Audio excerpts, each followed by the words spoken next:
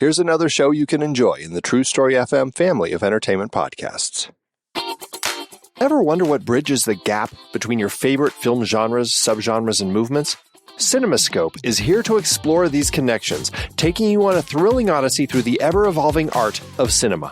I'm your host, Andy Nelson, and in each episode, we embark on a deep dive into the forces that sculpt the world of film. From the styles you know and love, like heist films or the French New Wave, to the ones you may not be as familiar with, like Turkish Yeşilçam or Brazilian Nordwesterns, my expert guests and I unravel the complex tapestry of storytelling, style, and innovation that defines the world of film as we unpack the myriad catalysts of change that shape these diverse styles. Whether you're a student of film, a creative professional, or simply a devoted movie enthusiast, CinemaScope is your gateway to a richer, more immersive film experience. Don't just watch movies, understand them, appreciate them, and revel in their artistry with CinemaScope.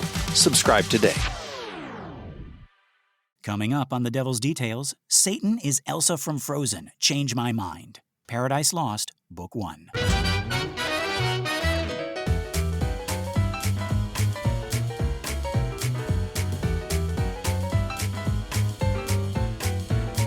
Good morning, Star Lovelies, and welcome to another episode of The Devil's Details, a show where we dig up, decipher, dissect, and deconstruct the many forms of the devil. One of my names is Lester Ryan Clark. And I sometimes go by Keenan Diaz. And we're just two lost souls hitchhiking down the highway to hell. And just a reminder, today's episode was originally recorded as bonus content for our first podcast, The Exorcist Minute, so I think we should hand it over. Take it away, past Lester and Keenan. Folks, I am so excited. Welcome to our first installment of our examination of John Milton's epic poem, Paradise Lost. We've talked about it on the show in relation to Captain Howdy's character, and indeed, it is hard to talk about the devil or devils and not mention Paradise Lost. It is so formative in our understanding of the lore surrounding the character of the devil, a character who is barely in the actual Bible, but who has had the biggest glow up since the writing of the Bible. All the stuff that we associate with the devil now, right? He's a fallen angel. His name was Lucifer. He was cast into hell after a war in heaven along with the other rebel angels. He was the snake in the Garden of Eden. All that stuff is in here. It might not be the first to say these things. You know, we talked about St. Augustine of Hippo and Thomas Aquinas, but Milton is the first one to take all of these separate ideas and package them in one story. Keenan, in our Exorcist episodes, you had talked about what Chris meant when she said the Walt Disney version of the Ho Chi Minh story. Remember that? Mm-hmm, No. mm-hmm. You talked about what it meant in context of the 1970s, but then you also talked about what it means now. Like, we talk about a classic fairy tale and we say the Disney version. And usually we don't. We just say, like, we say Snow White and we mean the Disney version. Right. And we have to now go back and qualify it when we're talking about the non-Disney version, the Exactly. original. Right. The Disney version has become the Default version. The default version. Yeah. Right. Yeah. Mm-hmm. So when we talk about the Disney version, we're talking about, like, not the original, but the one that is consolidated, color coordinated, all the sharp edges have been rounded, all the random extra pieces have been thrown out, right? Like the evil queen coming to visit Snow White 2 other times before the poisoned apple, like with a poisoned comb and a poisoned bodice, right? Disney's like, nah, get rid of it, right? Right. And the Disney version establishes things that we thought were there from the beginning, right? Like the names of the dwarves. Mm-hmm. And the Disney version has since become the most famous version of all these tales. So why am I talking about Disney? What I'm trying to say is that's what Milton's retelling is. His epic poem is the Disney version of the devil. He took all of those random puzzle pieces, those random bits of lore that we've been exploring on the show, and he has made them all make sense in one story. That's his contribution. And like the Disney versions, this is the most famous version and the one that people confuse for the original. Mm-hmm. Ask someone to name the dwarves and they'll say, oh, Happy, Sneezy, Dopey, Doc, right? Ask someone what the Bible says about hell and they'll quote Dante. Mm-hmm. Ask them what the Bible says about the devil and they'll quote Milton. Walt Milton. Now, I'm not going to let you get away with this. You named 4 dwarves. Yeah. And you moved on because you can't name all 7. Okay. So you've given yourself 4. There's pride, lust. No. Okay, yeah. Happy, Sneezy, Docky. Happy, Sneezy, Doc, Dopey, Bashful, Grumpy. Uh-huh. Sleepy? Yay, I did it. You did it. I couldn't remember which ones I'd already said. All right, yeah. Good. There we go, right? Yeah. Okay, so without further ado, let's get into this. Let's start with the man himself, John Milton. Just a brief bio here before we jump headfirst into the first book of his poem. Okay, so John Milton was born on Bread Street. Already, I'm loving this. Yeah, Bread Street in London, December 9th, 1608. He came from a relatively prosperous family, and his father was a composer, and this allowed him to attend Christ's College in Cambridge, during which time he was also preparing to become an Anglican priest. After graduating, he left England on a 15-month tour of Europe, where he met Galileo whilst under house arrest for heresy. Galileo, not Milton. So Galileo just is he's like a tourist attraction while he's there. That's his punishment. Yeah, exactly. Sorry, you're really the center of the universe now, aren't you? But yeah, so this was for saying that the Earth orbited the sun as opposed to the other way around. Remember, in Dante, we said everybody knew that the Earth was round by this time, but in Milton's and Galileo's time, it's weird to realize that both of them existed at the same time. Right. We still had this geocentric view. But yeah, so Milton returns home to find England on the brink of civil war between supporters of the king and of Parliament. Milton was a staunch supporter of civil liberties, freedom of speech, very anti-royalty, very anti-authoritarian. Keep this in mind as we look at the character of Satan in his poem. He wrote various pamphlets advocating for the freedom of the press and the right to express ideas. In 1652, he became completely blind, possibly due to glaucoma. Despite his loss of sight, he continued writing with various assistants. It was during this time that he wrote his most famous work, and I've heard this be called the most famous poem in English history, Paradise Lost. That's probably true, yeah. Especially since the Shakespearean sonnets don't have names. Right, yeah. But yeah, so also Milton, before he started writing Paradise Lost, was very famous, as you say, because he was writing anti-monarchist pieces, like anti-monarchist essays. So he wasn't just like, oh, I'm against the royals, etc. Like he was very, very much against them and very publicly against them. He wasn't keeping that a secret. Yeah. And they went and they killed the king. So they went and you didn't just remove the king back then and say, okay, you're not the king anymore and we're going to have a republic. They killed the king. And afterwards, not him personally. But not him personally. But Milton did write essays that were like, good riddance. Yeah. Which then becomes a problem because... Because after the restoration of the monarchy... They're back! In 1660... Yes. Monarchy II. Monarchies. In space, no one can hear you. Yeah, I don't know, whatever. But yeah, so he Milton faced political difficulties and briefly went into hiding.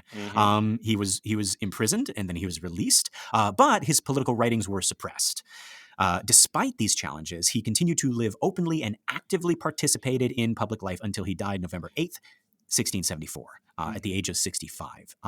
Despite all the controversies surrounding him during his lifetime, his literary legacy has endured, and he is celebrated as one of the most significant figures in English literature. And certainly, Paradise Lost is his most famous work. Yeah. Speaking of which, let's take a look at this thing. Folks, this is the first of a 12-part installment. The poem is in 12 parts, 12 books, and each episode we will cover a single part. I sort of like to think of them as chapters.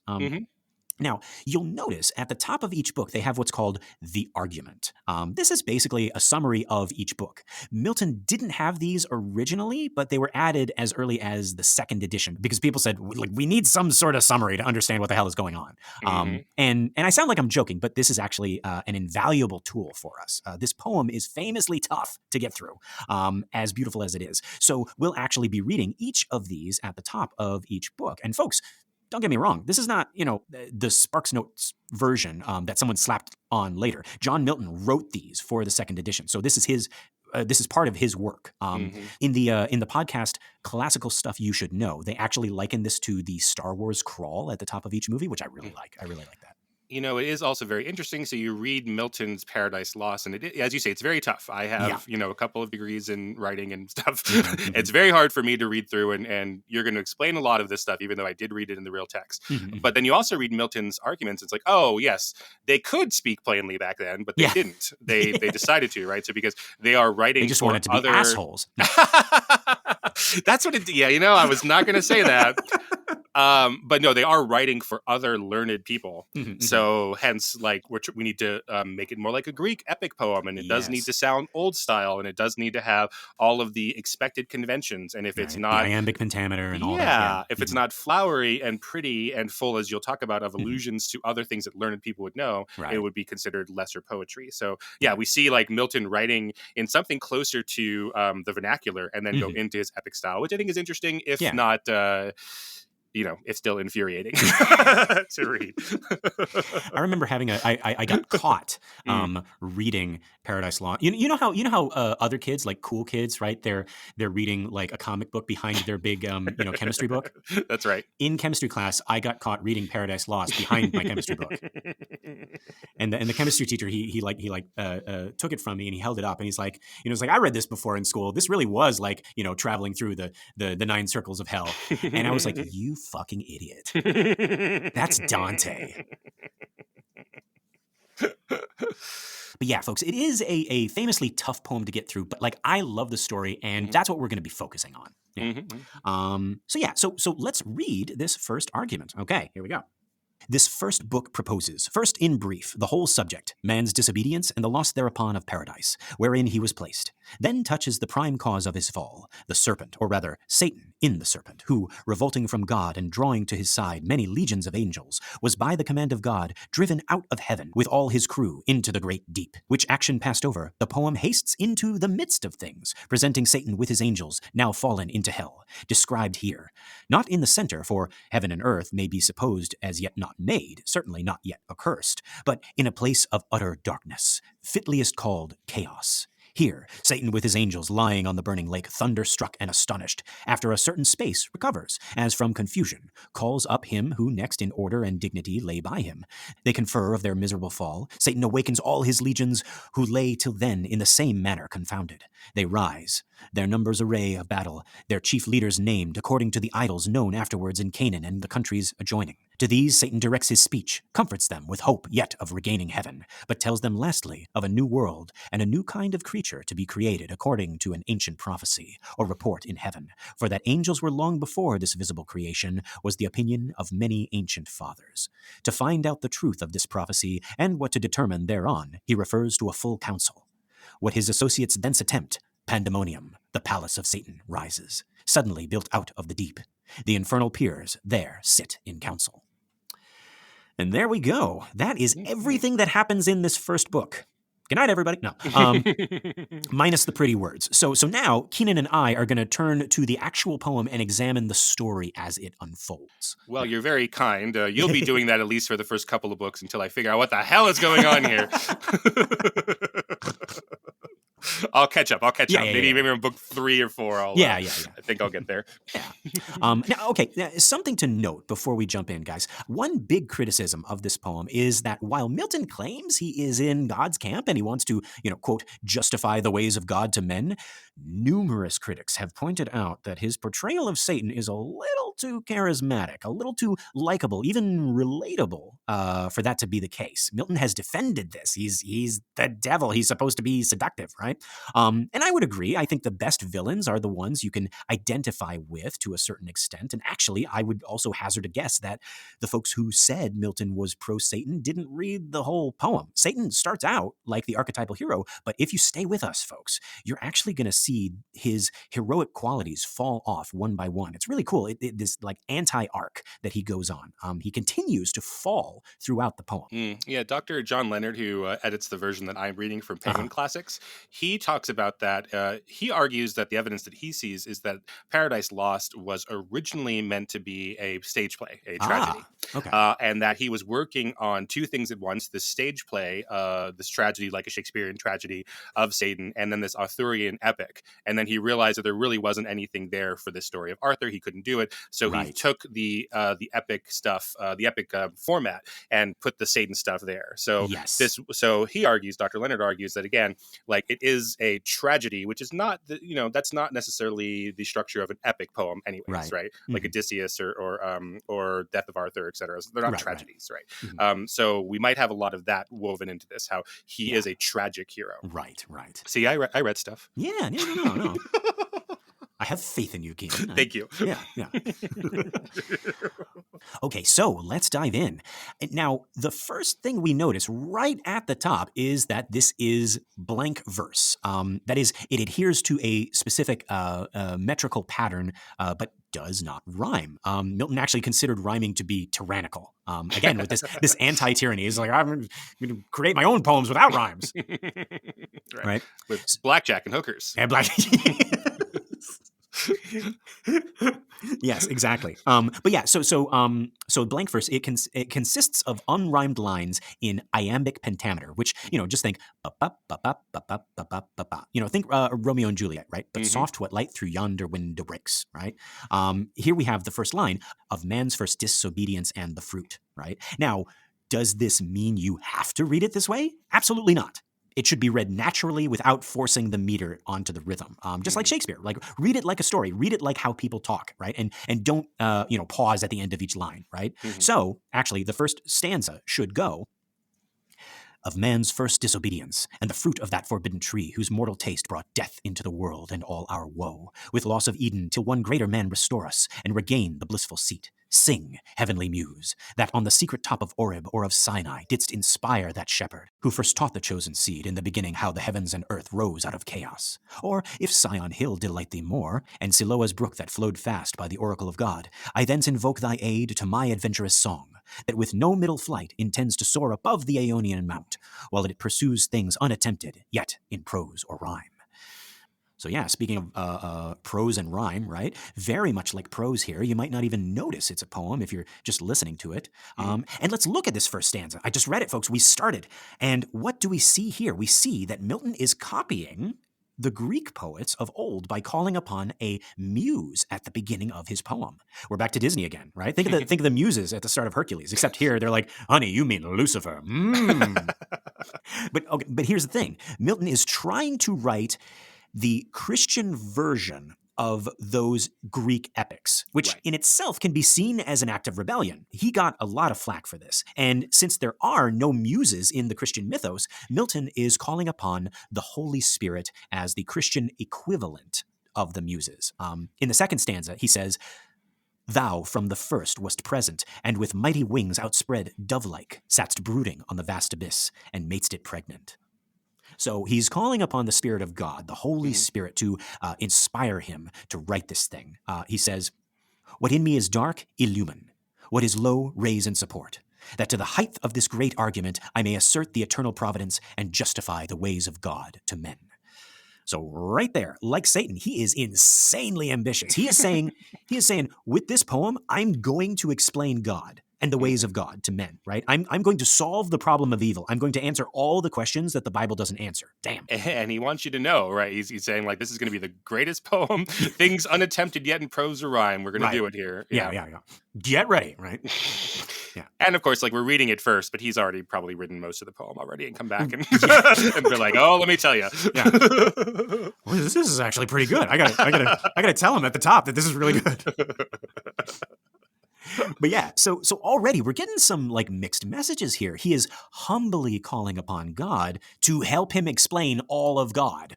So, okay, let's skip a little bit. He calls upon God to tell first of the infernal serpent. He it was whose guile, stirred up with envy and revenge, deceived the mother of mankind. What time his pride hadst cast him out from heaven, with all his host of rebel angels, by whose aid aspiring to set himself in glory above his peers, he trusted to have equaled the Most High. If he opposed, and with ambitious aim against the throne and monarchy of God, raised impious war in heaven, and battle proud with vain attempt, him the almighty power hurled headlong, flaming from the ethereal sky, with hideous ruin and combustion down to bottomless perdition, there to dwell in adamantine chains and penal fire, who durst defy the omnipotent to arms. Sorry, what kind of fire? Penal fire. Hey, there's very little I can contribute at this moment. So, Yeah. You just all the fallen angels. They, ow, ow, ow, ow, ow, ow, ow, ow, ow. Yeah, there's like roll call. Like, no, we can't. We got other problems going on here. We got penal fire down here, boss. I apologize. This is serious. This is serious. No. I was worried. It was easy. It was easy with Dante, but like this, I was like, no, we can't possibly besmirch Milton. But no, here we are. But yeah, and also, folks, it's going to be hard not to read this whole thing, but we're going to highlight some of the best parts, and we can do that here because this is the original piece. It's not translated like Dante, so we can appreciate the taste of the words. But also, folks, to that end, because we're talking about the devil and because we want to have fun, we are going to skip a lot of bits where Milton waxes analogous. He's going to name drop all these historical, cultural, literal people and places. And unless we feel the reference still has weight today, we're going to skip it. This isn't in the poem, but like it'll be an example of like, the rebel angels were as numerous as on the fields of Thermopylae. We don't need to stop and discuss Thermopylae. We get it. He's saying that they're numerous. That's all we need. That reference doesn't even mean anything to us. We're not familiar with it anymore. But also, we're not going to try to like modernize it. We get it. They're numerous. That's all we need. They have modernized Thermopylae in 300. I don't know if that's well, yeah, okay. You're not into. Do you not like the 300? I mean, I saw it long ago. I saw it once, and I was like, it's it's all right. Some people love it. I was wondering about you because you're a buff guy. I mean, are you like, oh, these guys? Nah, I this is heaven. This is leg day. This is leg day. This is penal fire. Ow, ow, ow, ow, ow. No, but yeah. So Milton has all these references because that's part of the form. That's the genre he's in. And that's how these things are communicated. Like, that like the only way to you can't just have an adjective or an adverb. You have to describe it in relation to some other piece of literature. That's how you're putting yourself into the canon. And that's very, very common for things at this time. And, and that's not to say that's all that the poem is, right? There's a lot of bits where his description is just like really beautiful. He describes the fallen angels like they're kind of like, floating on the burning lake like autumnal leaves. And I was like, oh, that's really good, right? And hey, we know what that looks like. We don't need to know, like Thermopylae or whatever, right? It's like autumnal leaves. That's great, Yeah. But yeah, so all that extra stuff we're gonna skip past, right? Okay. Unless we feel that it does serve our understanding of the text today. So yeah, and actually, folks, some folks have remarked that once you take out all these little, asides, like, oh, Satan was so big, he was as big as this thing or this thing, right? Once you take all of that out, it actually moves a lot faster. So that's what we're gonna do. We're gonna focus on the story like we did with Dante, and we'll stop and read when it's like really pretty. Right? But yeah, so let's get into it. After this invocation, the poem opens proper in medias res, in the midst of things, right? Meaning it opens 9 days after the war in heaven. Satan and his angels are already in hell, and they've been floating unconscious on this lake of fire for 9 days, right? The poem says, 9 times the space that measures day and night to mortal men, he with his horrid crew lay vanquished, rolling in the fiery gulf. And then we get Satan. Round he throws his baleful eyes that witnessed huge affliction and dismay, mixed with obdurate pride and steadfast hate. And he takes in his surroundings, a dungeon horrible on all sides round, as one great furnace flamed, yet from those flames no light, but rather darkness visible, served only to discover sights of woe, regions of sorrow, doleful shades, where peace and rest can never dwell. Hope never comes that comes to all, but torture without end still urges, and a fiery deluge, fed with ever-burning sulfur unconsumed. So yeah, right off the bat, we got this great description of hell as Satan takes it all in. And very soon he discovers, floating on the lake next to him, one next himself in power and next in crime, long after known in Palestine and named Beelzebub. And yes, folks, Milton is letting it be known here that Satan and Beelzebub are 2 different characters. Again, he wasn't the first, but this Disney version helped to solidify this idea.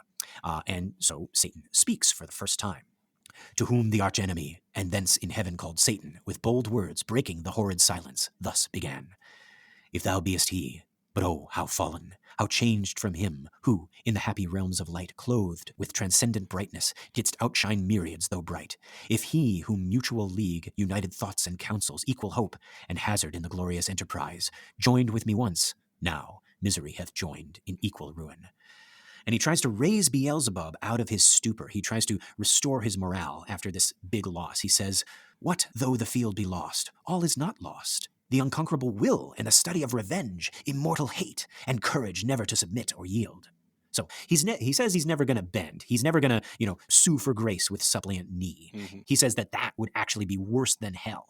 He says the best thing now would be to swear eternal war against God. And in that way, they haven't lost. But he's been comparing this. He's been comparing God to the monarchy and Yes. talking about like defying this. And so even though we talked about him going into hiding and like hiding his political speeches a little bit and like pulling back at them, then he writes this thing where Satan is just right out saying what we have in other pieces of evidence that Milton actually believes. Right. He's continually calling God a tyrant. Right. Exactly. Yeah. And so again, like putting the story in the perspective of Satan and then giving him phrases and philosophies that Milton has said in his real life. Mm-hmm. People are like, "Oh, you're pro Satan. That's not right." I mean, right. Here's all this evidence. This is the kind of thing that people would point to, I would imagine. Exactly. Yeah. Mm-hmm. All right. So his buddy Beelzebub answers. Right. He says, "O Prince, O Chief of the many-throned powers," and he goes on to say that he worries that God has left them intact and not completely destroyed because he wants to torture them. And how can this be a good thing? How is this a victory? What can it then avail, though yet we feel strength undiminished or eternal being to undergo eternal punishment? And so Satan answers. He says, "Fallen cherub, to be weak is miserable, doing or suffering, but of this be sure, to do aught good never will be our task, but ever to do ill our sole delight." So he says, that's what we're going to do now. We lost the battle. We can't fight God openly. So we got to do everything we can to mess with him in other ways. And then he says, "Here, let's get out of this lake." And he points to the shore and is like, let's get a look at this place and figure out what next to do. Is that part of the rebellion? Like, are they supposed to stay in this lake forever? And even like stepping out of the lake, is that part of I don't know. It's not clear in the poem. It says that like we're gonna see in just a little bit that they are chained to this lake. Right. But I don't think I think they're supposed to like be able to get out of the lake and just they're still trapped in hell. They're just not like in the lake anymore. So they just all fell into the lake coincidentally. Yes. And that's not part of God's plan or anything. You know how buttered toast always lands side down, and So when you and fall the from autumnal heaven, leaves, yes. like fallen angels, they always land in your swimming pool, and you're like, God damn it! Oh, my burning lake! It's dirty now. Yeah. No. I think. Well, actually, I think he answers that question in the next part. Okay. Right? But first, Milton actually pauses to mention how big all of these fallen angels are. Right? He compares Satan to the Titans and to Leviathan and also to Typhon. Remember, he was cast down to Tartarus. Right? So all these angels are huge, apparently. But that's something you forget pretty early on because there's nothing to compare them to except hell, right? There's no like banana for scale. Right. How many Big Macs tall are they? Yeah, right. But yeah, so these guys are apparently chained to this burning lake, or at least Satan is. And so when he rises up, he breaks the chain. Milton sort of like dips in to say that he was only able to do this because God allowed it. So does that answer your question, Keenan? I think God's plan was for them to eventually get out of the lake. Yeah, that's something. Perhaps I was thinking about that because of this very long forward that I read from Dr. Leonard in the version that I read. Again, not bad, but Right. But about some of the criticisms of Milton, not just at the time, were that he places the ability of Satan to get through in the hands of God. That Satan is only able to break out because God allows it. Yeah. And so some people say that this is either illogic in Milton's version, or Milton is saying that the ultimate evil and the fall of man that's going to come is ordained by God. And so it's not actually Satan who is bad again. It is God for allowing Satan to exist. Right. And that specific problem is addressed in book 3, and I am excited and also a little trepidatious to discuss that when the time comes. But yeah, no, the remember our good buddy, the problem of evil, folks. John Milton is gonna attempt to talk about that and explain it, justify the ways of God to men. Well, as with Dante Alighieri and everybody else, the opinions of John Milton do not necessarily reflect those of the Exorcist Minute. Yeah. But yeah, we're definitely gonna get to that. That's book 3, folks. Okay. Yeah, so be ready. But yeah, so Satan rises up out of this lake, right? Wings spread wide, right? Still on fire, right? They describe like the flames, kind of like tongues of flames, kind of like licking back, across the backs of his hands, right? Mm-hmm. He lands on the shore and he begins his most famous monologue. This is actually one that I did at a Shakespeare festival recently. Yeah, even though it's not Shakespeare. But yeah, so he looks around and he says, "Is this the region, this the soil, the clime, this the seat that we must change for heaven, this mournful gloom for that celestial light? Be it so, since he who is now sovereign can dispose and bid what shall be right. Farthest from him is best, whom reason hath equalled, force hath made supreme above his equals. Farewell, happy fields, where joy forever dwells. Hail, horrors! Hail, infernal world, and thou profoundest hell! Receive thy new possessor, one who brings a mind not to be changed by place or time. The mind is its own place, and in itself can make a heaven of hell, a hell of heaven. What matter where, if I still be the same, and what I should be, all but less than he whom thunder hath made greater? Here, at least, we shall be free. The Almighty hath not built here for his envy, will not drive us hence. Here we may reign secure, and in my choice, to reign is worth ambition, though in hell. Better to reign in hell than serve in heaven." And that's the most famous line right there. I've heard that before. Yeah, better to reign in hell than serve in heaven, right? And here is where I make the argument that Satan is Elsa from Frozen. Because that was Let It Go. It's his most famous monologue, and he's basically saying the heat never bothered me anyway, right? Yeah, Elsa has been she sort of exiles herself, I suppose. Yeah, but yeah. But yeah, she goes out into the wilderness and she's out there in a frozen lake. Yep. She doesn't have any friends, so she has to sing. She can't have this conversation with anyone. Right. I'm just saying, like in the new Disney princess lineup, we better get Satan. But yeah, okay. So here's also something to note, folks. Notice that as soon as he gets out of the lake, as soon as he's away from the other angels, he forgets about them. He starts soliloquizing. Pay attention to this. We're going to see proof time and again that Satan is only out for himself, right? Whatever speeches he makes about glory and honor and camaraderie, right? And actually, yeah, this is where he remembers. He's like, oh yeah, my friends, right? Oh, Satan, I thought we were in this together. Quiet. This is the chorus.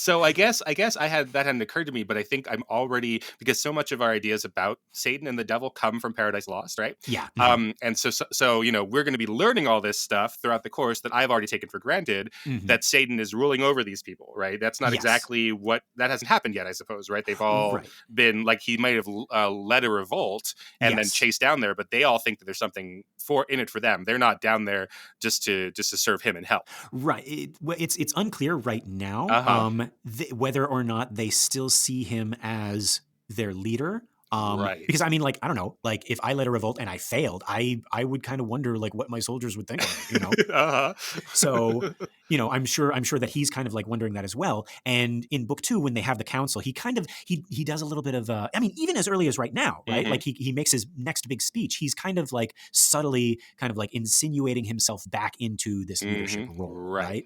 But yeah, like I said, it's all kind of like empty bluster. Very cool. But yeah, so he turns back to to this lake of fallen angels, right? And Beelzebub is like, yeah, you should probably do a monologue rather than a soliloquy, right? Like talk to these guys, right? I like this Beelzebub. He's probably who I would play as the toady. That's my part. Right, yeah, the sycophant. Yeah. The power behind them. So he dies second to last. I mean, in the action movie. Oh yeah, right. Yeah. And he is, according to Milton, he is next in splendor and next in crime, right? So he's up there. He's like almost as powerful as Satan. Great. Yeah. So Satan addresses his crew. He called so loud that all the hollow deep of hell resounded. He says, "Princes, potentates, warriors, the flower of heaven, once yours, now lost, if such astonishment as this can seize eternal spirits, or have ye chosen this place after the toil of battle to repose your wearied virtue, for the ease you find to slumber here as in the vales of heaven? Or, in this abject posture have ye sworn to adore the conqueror, who now beholds cherub and seraph rolling in the flood with scattered arms and ensigns, till anon his swift pursuers from heaven gates discern the advantage, and descending tread us down, thus drooping, or with linked thunderbolts transfix us to the bottom of this gulf. Awake, arise, or be forever fallen. Mm. So he is literally calling them out for what he just did. Like he just sang a song about accepting fate and making the best out of a bad situation. Mm-hmm. And then he turns to these guys and is like, so what? You guys are just going to take a nap? You bunch of losers, get out of there before, God smites you again. Mm-hmm. So, but it's a good speech. I'm messing. I'm being snotty. Yeah. But okay, yeah, and apparently it works, right? Milton says they heard and were abashed, and up they sprung upon the wing. And Milton describes them rising out of the lake like a swarm of locusts, like specifically the swarm that covered Egypt. Mm-hmm. And he talks about how many there were, right? Though their names in heavenly records now be no memorial, blotted out and raised by the rebellion from the books of life. Mm-hmm. So that's another bit of lore that I forgot. They lost their names when they fell. Mm-hmm. I mean, of course, right? You think Lucifer changes to Satan, but like all these guys too. And it's implied here that Lucifer is not associated with evil. Like today we hear Lucifer, we immediately think Satan. But here Milton is saying, no, that name no longer exists. The only name Satan has is Satan, right? And these guys have no names. I am no one. Precisely. Mm-hmm. So they're all angels, and so that's why they have their angel wings and are flying all right. So they're still part of that. I don't know.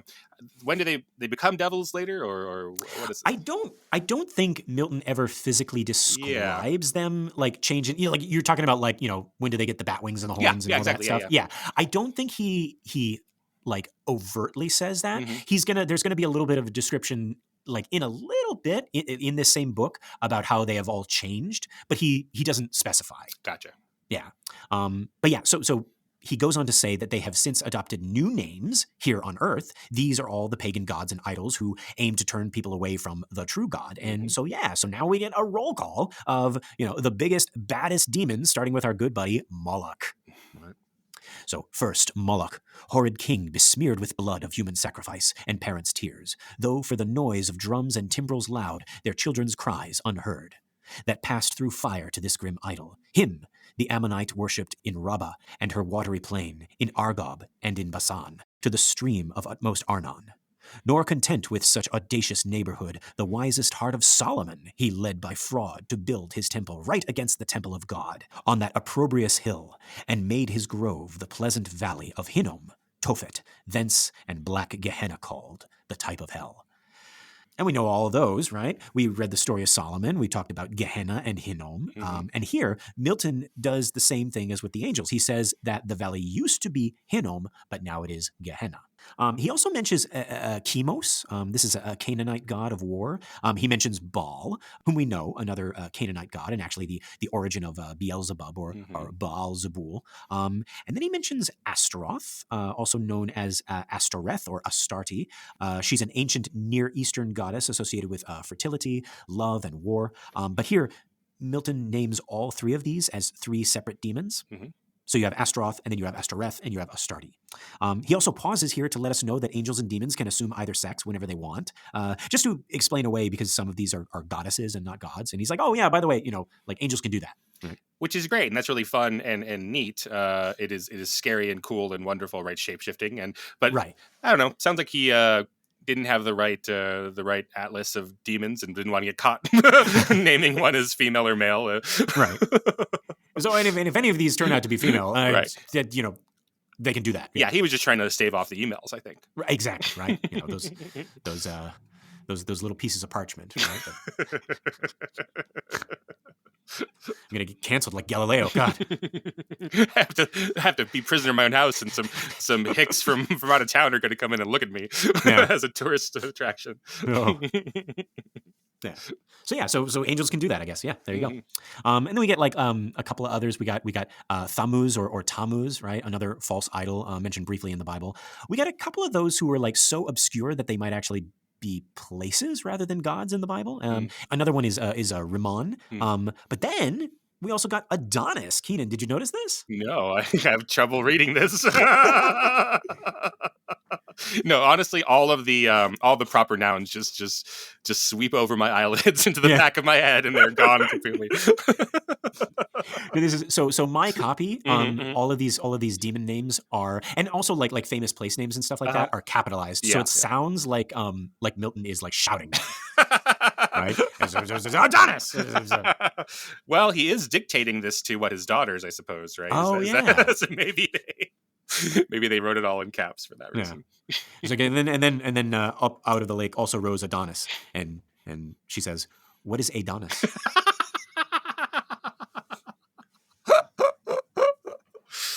That's the 17th century version of Across from Where. Yes. But then we also got like Osiris and Isis and Horus, right, from Egyptian mythology. So yeah, all the Egyptian gods are actually demons, apparently. Yeah, we've seen that happen a lot, I guess. Yeah. And finally, last we got Belial or Belial, right? It says, Belial came last. Then whom a spirit more lewd fell not from heaven, or more gross to love vice for itself. To him no temple stood, or altar smoked. Yet who more oft than he in temples and at altars, when the priest turns atheist, as did Eli's sons, who filled with lust and violence the house of God. In courts and palaces he also reigns, and in luxurious cities, where the noise of riot ascends above their loftiest towers. And injury and outrage, and when night darkens the streets, then wander forth the sons of Belial, flown with insolence and wine. Witness the streets of Sodom, and that night in Gibeah, when hospitable doors yielded their matrons to prevent worse rape. These were the prime in order and in might, the rest were long to tell, though far renowned. So Belial, we got this long description of Belial, right? And he's making all these callbacks to like Sodom and all this stuff, right? So Belial is interesting, right? He is dubbed the King of Evil in the Dead Sea Scrolls. We see this name several times in the Bible, and people have interpreted him as a demon, a rebel angel. They speculate this might be another name for the devil, for Satan. Literally translated, the name means worthless or without value. We see in Deuteronomy, it says, certain men, the children of Belial, are gone out from among you, and have withdrawn the inhabitants of their city, saying, let us go and serve other gods, which ye have not known. So here, people speculate that he might be a false god, or and this passage is cautioning against worshiping false gods, like so many of the other passages in the Bible. Okay. But then we got Judges 19:22, which says, now, as they were making their hearts merry, behold, the men of the city, certain sons of Belial, beset the house round about, and beat at the door, and spake to the master of the house, the old man, saying, bring forth the man that came into thine house, that we may know him. Now, so whenever we see the term children of, or sons of, or daughters of in the Bible, it's important to note that we do not take that literally. Remember, Jesus called James and John the sons of thunder, right? We see the term like sons of lawlessness or sons of iniquity, right? In ancient Hebrew, sons of was an idiomatic phrase which simply meant people who are that thing or people who do that thing, right? So sons of lawlessness would be criminals, right? Sons of anarchy are anarchists, right? So that's what that means, except this one time in Deuteronomy, we get sons of Belial. Like, even though we know the word Belial means worthlessness, we interpret it as a name and we assume it must be a demon, even when all these other passages are telling us, no, that's not how you do this, right? So like, why are we doing it with this one? I think Jesus is the son of the Father, and that's literal, but he's also the son of man, which is not literal. Right. So I don't know. Yeah. If they were writing it all over again, they'd make it clearer. But dear writers of the Bible. Right. Yeah, these are some revision notes. Yeah, that's the emails that they were getting. Right. Yeah. But yeah, so then we, still continuing on with Belial, we got Psalm 41:8, which says, a thing of Belial cleaveth fast unto him, and now that he lieth, he shall rise up no more. Right. And then a more modern translation goes like this: a deadly thing is poured out on him. He will not rise again from where he lies. And then again, we translate, an evil disease clings to him, and now that he lies down, he will not rise up again. And I can't remember where, but I've even seen it translated as, quote, a feeling of worthlessness fell upon him and he could not rise again. So we have gone from it being a demon, right, the demon Belial, to what seems like a curse, to a disease, and finally to a feeling of worthlessness. And this is what I was talking about, like way back in our Exorcist minutes, where like sometimes when you translate the names of some of these demons, you wonder if the original writers intended for them to be demons at all. Mm-hmm. Like to me, it sounds like Psalm 14:8, right? It's like a feeling of worthlessness, fell upon this guy and he couldn't rise up again, Mm-hmm. is talking about something that like we would call today clinical depression. Mm. Keenan, what do you think? Yes, I don't know about the Psalms one specifically. This one's new to me, but right, there are all these other older societies where they were talking about mental illness, and the way that they did that was to personify it in the force of a demon, right? Like a nightmare or things like that, right? Or yeah. So that makes sense. I guess when it's the Bible, we have a harder time, right, saying that, because this is also the holy work, right? Yeah, right. Yeah, I hadn't heard about that, but that would jive with what we used to do all across the world, and still do in some places. Yeah. So yeah, again, language, folks, it's tricky. Yeah. even when it's our language. Right? But yeah, so folks, that is all the demons. As Milton says, the rest were long to tell, though far renowned. And they don't all get little songs. That's not very fair. No. Yeah, they got those were the big ones. But Beelzebub is like, all right, now you did your monologue. It's time for me to do my monologue. Yeah. James is like, quiet you. He's like, we don't have time. We don't have time. We're running long. Yeah. But okay, so Milton ends it. He's like, it's like, I'm not going to tell you about the rest. The rest are long to tell, the far renowned. But then in the very next stanza, he's like, oh, all the Greek and Roman gods and the Celtic gods, yes, them too, right? It's like it's such an afterthought, like, but I love it. Like, just in case we weren't clear, all gods that are not God are demons. It's just interesting that. Right, like correct me if I'm wrong, or anyone at home can correct me if I'm wrong. Like it's interesting. I don't think that the authors of the Bible came up with that easy fix, right?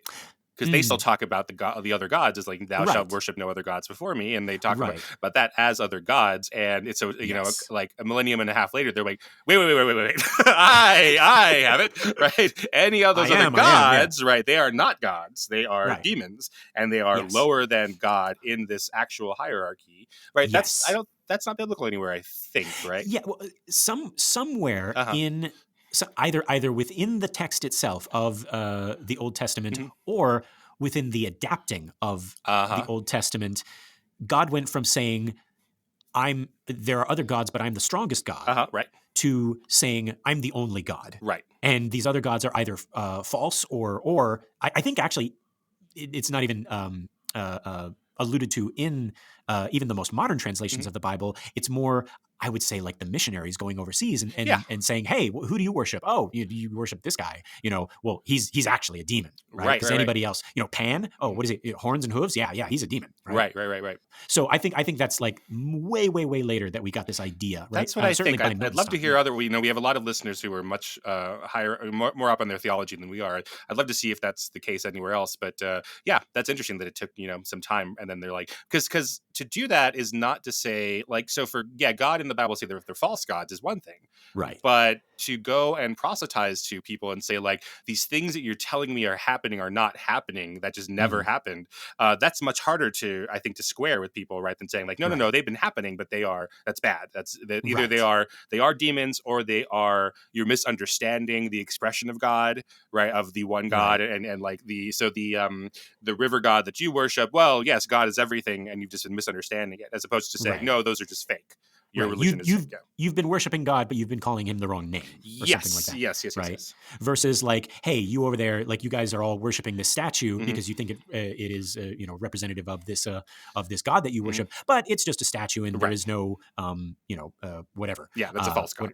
It's a false god. And then we got the other level of like, one of Satan, or one of God's enemies is deceiving you, and the God that you worship is actually a devil, right? But yeah, so according to Milton, at least in this story, that's what they are. That's all of the Anubis, and just think of all of Zeus and Pluto and Pluton and all those guys, right? All demons, right? Yeah, and so I imagine Santa Claus. A lot of people don't know that. They can read through. No, that's a joke. That's a joke. No.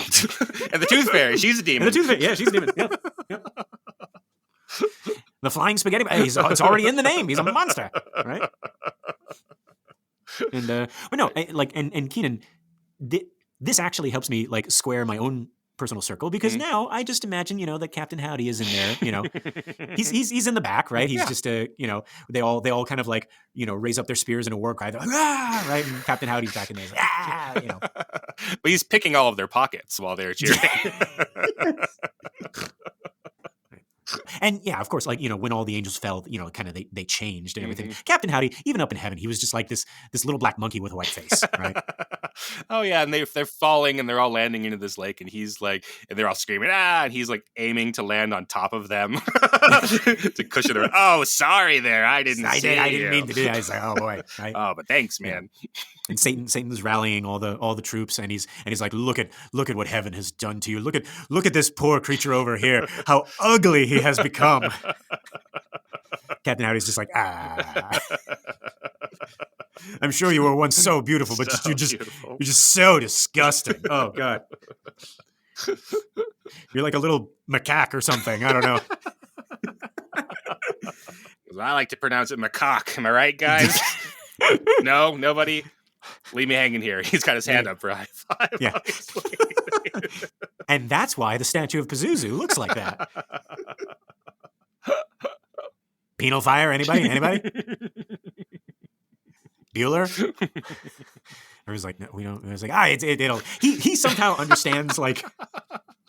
Right, but he's all the future references. Right, but like us as out of touch millennial teachers who try to quote The Princess Bride and Ferris Bueller to our Gen Z students, he's still he's similarly like, oh, come on, guys, these are great jokes. Yeah, insisting that his jokes are funny to the audience. He's not thinking they're funny. No, it's the rebel angels who are wrong. But yeah, so all of these guys, right, or all these angels, they all gather on this sulfur island. They get out of the lake and they're all up on land now, and they're all battle weary and ashamed. But when they see Satan standing like proud and tall, looking like he knows something that they don't, right, their spirits lift, and so he rallies them. The poem doesn't say what he says initially, but again, like it works because they start cheering and they're clashing their shields and blowing trumpets, and Azazel makes an appearance as like a standard bearer. He's like waving a big flag.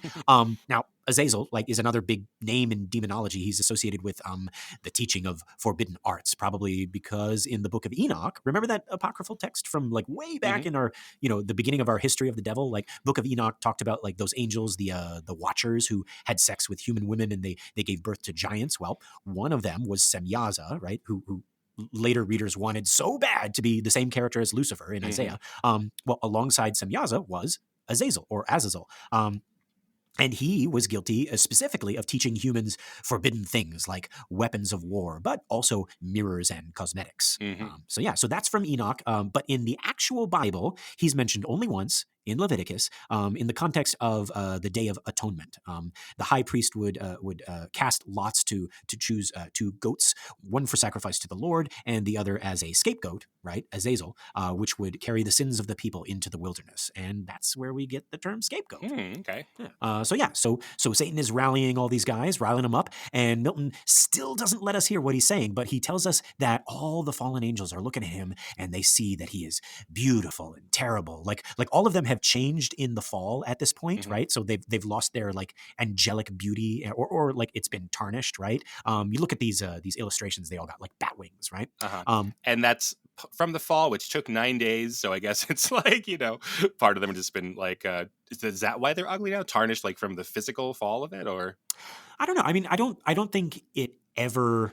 I don't think Milton or anybody has ever like explained that. Like, is it like their inward? Is it their hearts kind of like changing their outer appearances, or is it like physical from the fall, right? Or from beauty comes from the love of God, and then as hell is the absence of God. Hell is as far away from heaven as could possibly be in this version of the cosmos, right? Right. So they've like the farther away from God they get, the more changed they become. I'm just fascinated by that. Sorry, Milton doesn't solve any of that, but it's very interesting. No, and I mean I think it's up for interpretation. But it's like I really like you have like in these illustrations specifically, I'm thinking of Gustave Doré, right? You have some of them, you have some of them with like angel wings still, and some of them with bat wings, right? Certainly, when we see Satan, he has these really cool bat wings.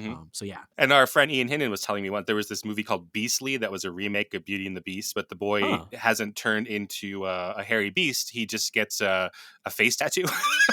Do you know this? No, I don't know about this. So What? I think it's Alex Pettyfer, who's normally a really, really good-looking guy. He's the lead in Magic Mike, Okay. and like really, really good-looking guy. And then he's been cursed, and the mark of his curse is this face tattoo. And Ian, when we watched the trailer, was like, oh no, I've been stricken with this really rad tattoo. Who will ever love me now?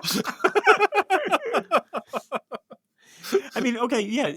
Speaking of which, yeah. So let's get back to this. So so Satan is rallying them, right? Like riling them up, and they notice, because like they've all changed, and so has Satan. But like on him, like all the angels note that it looks like majestic and terrible, right? Milton describes him like the sun peeking through dark clouds, and he says his face had deep scars of thunder, right? So episode 3, Anakin Skywalker. Basically. And Satan says, from my point of view, God is evil. It's like, oh, Satan, now that you've lost your angelic glow and your robes, all we can see are your sick abs. Right. Yeah. No, that's literally. He's got fiery red eyes and these like rad scars all over his face. The permanent 5 o'clock shadow. Ew. Yeah. Where'd that earring come from? Whoa. Whoa. His wings have turned into a leather jacket. Yeah, I was. I forgot what scholar wrote this. It was a book called "Thinking About Movies." I can't remember his name. I'm sorry, but they were talking about the how in media and film, like scarring of the body is this cool masculine thing. Yeah. And like this book was really great. It's sort of pointing at things that we take for granted. But so like when in the Man with No Name trilogies, like Clint Eastwood, he's out in the desert and he doesn't have any water, but it just makes him look cooler, right? He's like surviving from all this. But how that doesn't work for our typical ideas of like feminine heroes. We wouldn't expect what a cool badass scar. We still want them to be unmarked by their time doing action. I'm thinking specifically of like Aliens. Ripley gets like little, like it's always actually for both men and women. You see when like they're supposed to be like the sexy hero. If they do get like messed up, like if they get like messed up in the face, battle damage, battle damage. It's always in the perfect place, and it just makes them look sexier. Right, a little ring above the eyebrow, and there's a little drip of blood there. Yeah, right. Or the eyebrow has been like it's been sliced. Right. There's a little scar on the eyebrow. Right. And it's nothing that like disfigures the topography of the face. Right. It's just like cool little cuts, Yeah. So that, folks, that's what we're saying. That's what Satan looks like now, right? Okay, where was I? I was like, oh yeah. I was comparing him to Anakin Skywalker, right? From my point of view, God is evil. You think I'm joking, folks? No, okay, I'm being silly, but this is actually a really great passage. This is Mark Antony levels of crowd manipulation, right? He tries to start to speak 3 times, but each time he gets choked up, and that makes them cry, and then he finally begins, right? He says, O myriads of immortal spirits, O powers matchless, but with the Almighty, and that strife was not inglorious, though the event was dire, as this place testifies, and this dire change hateful to utter.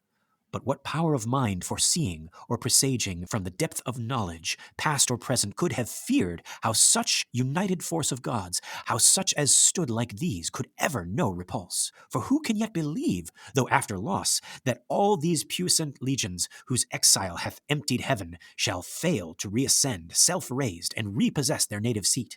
For me, be witness all the host of heaven, if counsels different, or danger shunned, by me have lost our hopes. But he who reigns monarch in heaven, till then as one secure, sat on his throne upheld by old repute, consent or custom, and his regal state put forth at full, but still his strength concealed, which tempted our attempt, and wrought our fall. Henceforth his might we know, and know our own, so as not either to provoke or dread new war provoked. Our better part remains to work in close design by fraud or guile, what force effected not, that he no less at length from us may find. Who overcomes by force hath overcome but half his foe. Space may produce new worlds, whereof so rife there went a fame in heaven, that he ere long intended to create, and therein plant a generation, whom his choice regard should favor equal to the sons of heaven. Thither, if but to pry, shall be perhaps our first eruption, thither or elsewhere, for this infernal pit shall never hold celestial spirits in bondage, nor the abyss long under darkness cover. But these thoughts full counsel must mature. Peace is despaired, for who can think submission? War then, war, open or understood, must be resolved. So I like this. First thing he does is raise them up, right? They are gods. They are unequaled except for God, right? And then he's like, who could have thought that beings such as you could be defeated? You're so strong. You're so brave, right? I was surprised. Weren't you surprised? Man. And then, like, I love this. He's like, you know what I think? I think it's God's fault for hiding his full power from us and tempting us to rebel, right? I love that line, tempted our attempt, right? Mwah, that was great. And also like Satan accusing God of being the tempter. It's so like, that's so Satan, right? That's so Satan. Tonight at 6 on the Disney Channel. But it's getting all these big unresolved problems, right? Like, you know, if God creates us and lets us do what we want to do, how is it not God's fault that we are evil or sinful or weak or what have you? Yeah, right. And that's you know, Satan's argument right here, right? He's like he made us, he let us do this, right? But he actually did set their chains. So if he didn't let them do the first one, now he's definitely doing it, right? Because the chains have come free here in hell on God's command. Right. Yeah, he let him get out of the lake. That's really happening. Yeah. If it wasn't happening before. And in Satan's bedroom upstairs, right? You know, it's almost the end of the episode, and right, you know, God comes in there and he sits down on the bed beside Satan, right? He's like, no, I know you had you know, some trouble at school today, but don't you think you know, the reason you were able to get out of that lake of fire was because I let you? And he's like, oh, and I messed up the school bake off, and I was really mean to Beelzebub. He came to school wearing the same thing I was wearing, armor. Then I had to, like, you know, paint myself like a statue of a bird. That's the one episode I saw, folks, okay? I had to be really still for a long time. But yeah, so Satan goes on and he says that we may have lost the battle, right? We obviously can't fight God openly, right? But we can continue our war in more subtle ways, right? We can make it a cold war. But we should first have like a council and decide what to do next is the last part of his speech, right? And again, speech works, right? They all raise their flaming swords and, you know, in this battle cry against heaven. Sorry, I'm distracted. Do you know what happens to Raven's family after the show? After That's So Raven? No. What happens? The dad becomes the president's chef in the White House and moves into the White House. And then the show becomes about the little brother, Corey. So it's Corey in the house. And that's the name of it. Yeah, Corey in the house. And there's no predictions or you know, second sight or anything. Oh, that's right. She predicted things. Yeah, That's So Raven. I completely forgot about that part.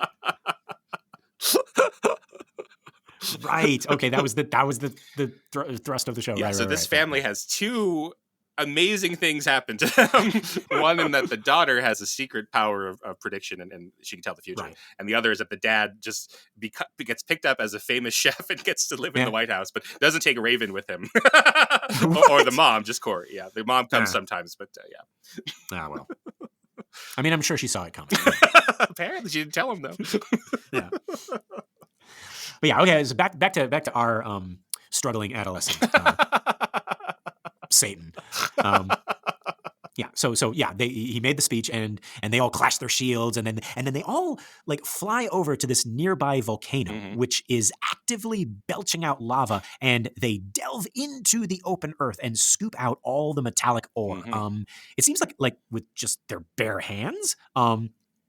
They basically ransacked this volcano, specifically digging out, quote, ribs of gold from the bowels of the earth. And these angels are led by Mammon. In demonology, Mammon is one of the 7 princes of hell, coinciding with the 7 deadly sins. So his dominion is greed. Once again, in the Bible, the word Mammon might just mean like money or the worship of money. In Matthew 6:24, Jesus says, no one can serve 2 masters, for either he will hate the one and love the other, or else he will hold to the one and despise the other. You cannot serve God and Mammon, which modern scholars interpret as you can't love God and money. The love of money is the root of all evil, but they don't say Mammon is the root of all evil, I guess. Or... It could be that Mammon was like a god of wealth, like Plutus, right? And what Jesus is saying is like we would say it's like, oh, you know, it's like, I think you've been worshiping Bacchus a little bit, you know, right? So maybe that's what he's saying is like you can't love God and Mammon, meaning like his meaning is you can't be like too greedy, right? Yeah. But yeah, so, but let's hear what Milton says about the demon Mammon. Mammon led them on. Mammon, the least erected spirit that fell from heaven. For even in heaven, his looks and thoughts were always downward bent, admiring more the riches of heaven's pavement, trodden gold. Mm-hmm. So yeah, so even in heaven, Mammon was always looking downward at the streets, which are apparently in Milton's heaven, paved with gold. So of course he's going to be the one to lead them on this little mining expedition. Yeah, and this is sort of in the background of all of this. So again, the editor of the version that I read, Dr. John Leonard, pointed this out to me. This is my ideas, but that this is taking place before the Earth has been created. Yes. Yeah. So heaven and earth, because from our point of view, right, heaven is above us and hell is below us, and that's just sort of how we place them, right? Yes. So Milton has that heaven is way up there and hell is all the way down, and that God will make earth some other place, not as a place like literally in between them, right? But that is equidistant from both of them. So it's this like cosmological view of the heavens, and later on, if he hasn't already said it, Milton will use the word cosmos in a way that is some people say is like he's the first person to use it in that respect to mean like outer space, because it used to just mean space as in he used to say space as in the spatial reasoning, but now he would say like space meaning the outer part of the earth is space. Yes. There's a part later on, spoilers guys, Satan does get out, and like beyond the gates of hell is just this realm called chaos. And if I remember correctly, chaos is also a character, like a person, and so is like night. And so like he meets chaos, and he's like, hey, like aren't you mad at God for like messing up your beautiful chaos and creating order and this new earth, and Chaos is like, yeah, I'll help you. Go this way, I see. Cool. Right? Oh, yeah. But I guess I was thinking about this because, like, okay, so we can mine in hell. It's like, so we can dig, and there's volcanoes in hell. So his hell is not underground the way that we sort of, I don't know if anyone, well, I guess some people must literally believe that, right? That hell is literally underground. That's how we depict it in like cartoons of hell, right? Right. That you go down there and it's underneath, right? Right. Like there's a roof to hell. Yes. Yeah, exactly. Like a cave roof. Right. Yeah. So here we're getting a glimpse of like the difference between heaven and hell. And certainly heaven is up and hell is down. But beyond that, their relationship is like outside of the realm of ours to understand, right? It's beyond our ability to understand it, although Satan has seen it. Yes. And look what it did to him. Exactly. It didn't do him any good. Yeah. He stared into it and it stared back. So yeah, folks, so Milton's hell has Earth-like features, right? It has hills and valleys, it has mountains, it has volcanoes and lakes, right? Lava and not magma, because it's not underground. Right, because when it's outside, it's lava, right? We know. Yeah. That's one of the other devils. It's like, Memon is like, it's like, come brothers, let us use the magma flowing from this volcano, right? And there's just somebody in the back. It's like, actually. It's like, oh, that guy. Right. But yeah, so they take all of this ore to a plain and they begin to dig channels and lay foundations. And Milton compares this thing that they're building to like the greatest, most opulent cities and palaces, the envy of all earthly kings. Basically, this is bigger and better than anything on earth. And they also finish it really, really quick. He says, and strength and art are easily outdone by spirits reprobate, and in an hour, what in an age, they with incessant toil and hands innumerable scarce perform. And what they have built is the capital city of hell, known as Pandemonium. This is a word that Milton coined. I think we talked about it on the show, right? It's Latin. It literally means all the demons, Pandemonium. And now it's the collective term for parrots. That's right. Pandemonium of parrots, right? And not pandas. What the fuck, people? I don't know. It's an embarrassment of pandas, I believe. Yeah, I know, right? It's an embarrassment that, oh God, yeah, whatever. So they built this giant city to giant proportions because they're all giants, I guess. Yes, right. Remember, folks, just in case you forgot, they're all really big. So if there was a picture, no bananas down here. Right, we wouldn't have any bananas for scale. Yes. We're just like, oh, yeah, that's a pretty cool chair. And then we just, wait, no, it's a giant chair. It's a giant chair. Yeah. But yes, folks, this is the climax of the first book, the building of this great city, Pandemonium. And so after this, a high council is called at the Capitol building, or maybe like at the palace, also called Pandemonium. It's unclear whether Pandemonium refers to the whole city or just like one like central important building. I've heard it referred to as both, right? I guess it's kind of like New York. New York. Yeah. But I mean, like it's Pandemonium's the place so nice they named it twice. Yeah, right. Yeah. The Big Apple. Oh, that's someone just that's Beelzebub. That's his contribution. And Satan's like, oh, that is really good. We gotta keep that. We have to trick God into inventing the apple so that pun makes any sort of sense at all. All for the sake of this pun. We got to do this. That's what devils do. Yep. Right. That's what he said. He's like, it's like we gotta, we can't fight him, so we're just gonna like troll him forever. Right. Yeah. But yeah. So it doesn't sound very solemn, but a solemn council. How do we troll God? No, but you're right. That's actually what's going on. Yeah, that is exactly it, right? So Milton says, a solemn council forthwith to be held at Pandemonium, the high capital of Satan and his peers. That's all the text says. So again, like we don't know if it's a palace or a city or whatever, right? Mm-hmm. So the demons, yes, Keenan, they shrink themselves so that they can all fit in this thing, right? Does that really happen? Yes. No, that's in the text. They make themselves small. Why so do they just build it bigger? This is what I'm saying. Oh, I was giving them all this credit for having built it bigger.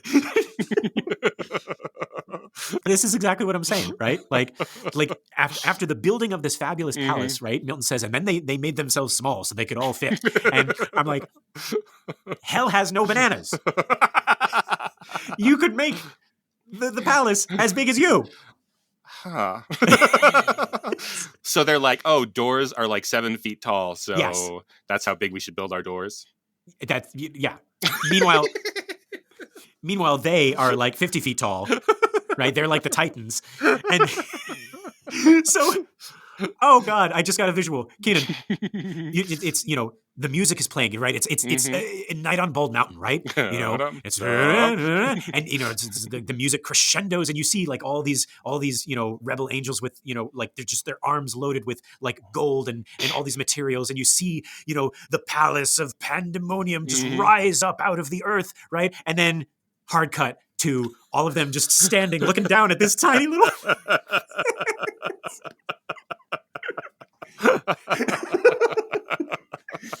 Well, that's why it was so fast, I guess.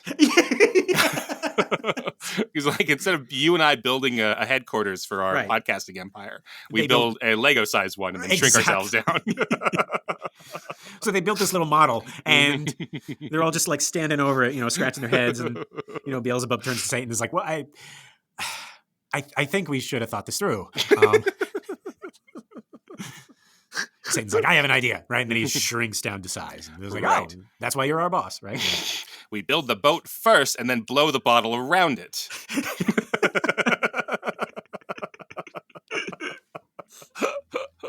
Yeah, no bananas.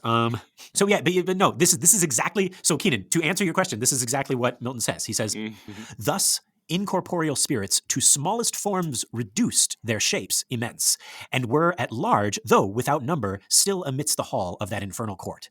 But far within, and in their own dimensions, like themselves, the great seraphic lords and cherubim in close recess and secret conclave sat, 1,000 demigods and golden seats, frequent and full. After short silence then, and summons read, the great consult began. So all this pomp and circumstance, right? It's like everybody proceeding into the palace, right? And it's just filled, and you see like again, there's a great picture by Gustave Doré, right, of Pandemonium filled with devils, right? And you see Satan, kind of like raising his arm in a salute, right? And then it's like and then just cut outside, right? And you see Right, great council. I mean, but they're tiny. It's a teeny tiny council. It's a teeny tiny council, yeah. But yeah. Yeah, in the Gustave Doré version, there's a car tire outside for sale. You can see. Just a raccoon walks by and looks at it. Right? What I got my sister for Christmas was extra long Twizzlers. What? So they're the same width as Twizzlers, but they were like a foot and a half long. So I don't know. I couldn't remember if she likes Twizzlers or at all. But I was like, you know what? These are so odd. Yeah. And I'm not sure why these exist. But something about just having a regular sized thing, but in some strange proportion. Yeah, it really seemed hellish. So I got it for her. Yeah. Well, there you go. Right. She's either going to really like it or. Oh, she's going to eat them. She told me she'll eat them. All right. Okay. Yeah, she won't be like disgusted by their size. Okay. Like, I can't eat these. These are way too long. But yeah, folks, that is book 1 of Paradise Lost. What are they going to talk about at that council? Right? Come back next week when we discuss book 2. Keenan, what do you think of this first book? How do you feel about this new journey we're going on? Well, I think it's going to work. It's very difficult. Yeah. But basically, I've read a 50-page introduction to it. And then in each chapter, it tells us what's going to happen. And then there's a poem version of that that's very long. Yes. And then you're going to tell me what happened. So I think this is going to work. This is going to be good. Keenan is my Beelzebub. And I'm like, come on, follow me into this thing. Yes, this is our audition for that. In the movie version, you could be, I'm assuming you want to play Satan and not Adam. Well, yeah. And I'll be your Beelzebub, right? There we go. Yeah. Right. Yeah. The next book with the council is really, really cool, folks. So join us again next week for that.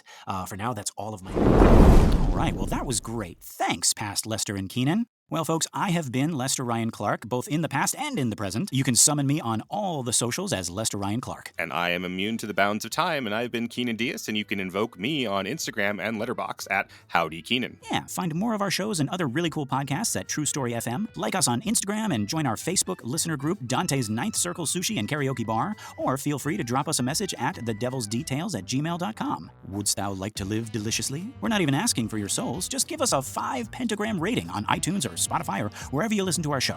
That and sharing the show by word of mouth or on social media helps our little podcast grow and find more cool people like you. All right, folks. Until next week, love and hisses. Mwah!